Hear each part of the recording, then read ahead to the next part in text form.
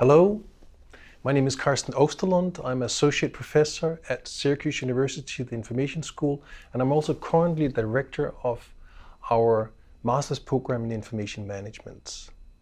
So my accent, I am from Denmark, in Copenhagen, and actually the way my mother would pronounce my name is Carsten Østerlund, but even my wife can't pronounce that, so call me whatever you want, Carsten Østerlund, Carsten Osterlund, that's all fine with me. Born and raised in Denmark. After that, I moved to Berkeley in the Bay Area, where I studied. And while there, as a Fulbright scholar, I also worked at a research center at Xerox PARC in Palo Alto, close to Stanford. And later, I moved to MIT in Cambridge, Boston, Massachusetts, where I got my PhD in management and organizational studies with a focus on IT.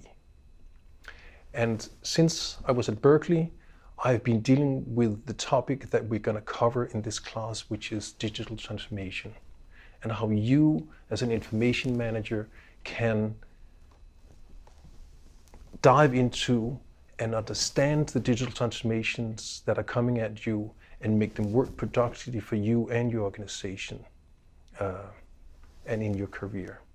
So let me give you an example of that. So a few years ago, when I was at Syracuse, where I arrived in 2003, I was called with a colleague down to New York Times because they had some issues with a new system they had implemented. So they had purchased a new editorial software system, which was bought from a top vendor in a global company.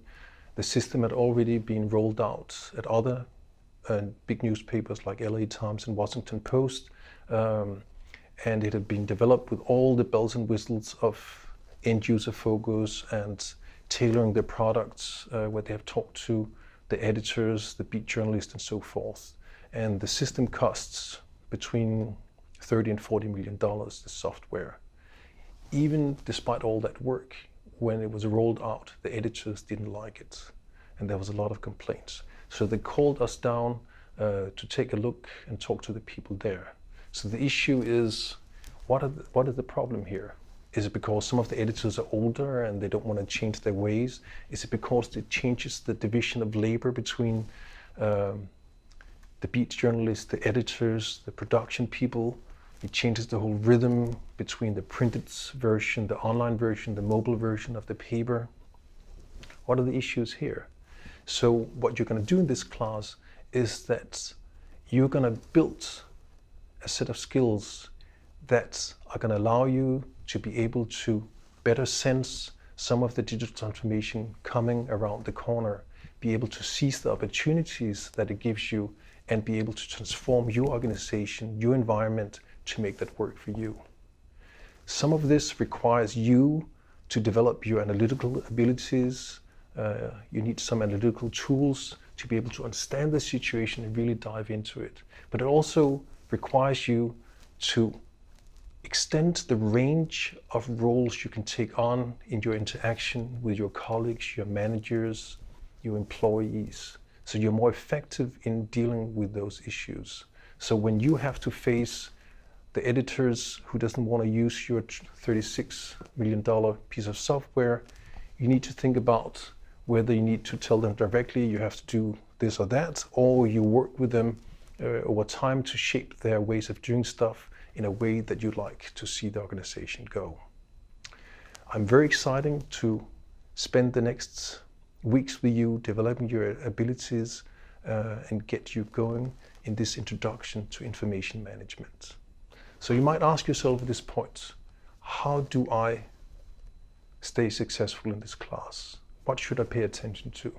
And I'm going to highlight at least 3 things.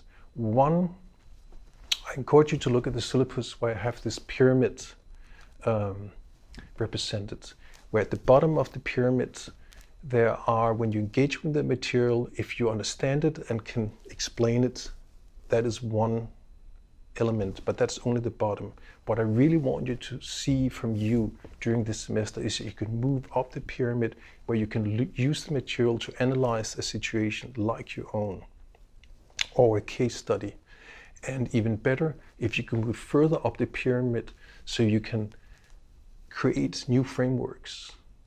Because this is not a class where you're going to be tested with pop quizzes on your understanding of certain concepts. I know that in a few years, some of the material that we are going to cover now is going to be obsolete. There's going to be new technologies coming around, new approaches going to be developed. And I want you to give you the tools to be able to understand the material, apply it to the situation you are at, and to create your new own models based on what you have. So that's one thing. The second thing is, I want you to apply this to your own situation. The more you can think with these materials in relation to your own experiences, the better, and I think the more relevant and the more solid your learning is going to be and the more fun you're going to have. This third element is your portfolio. So a core element of the evaluation of you in this class is the portfolio you build. And it's something you do week by week. And I see this portfolio as a beginning toolbox that you're building as an information manager.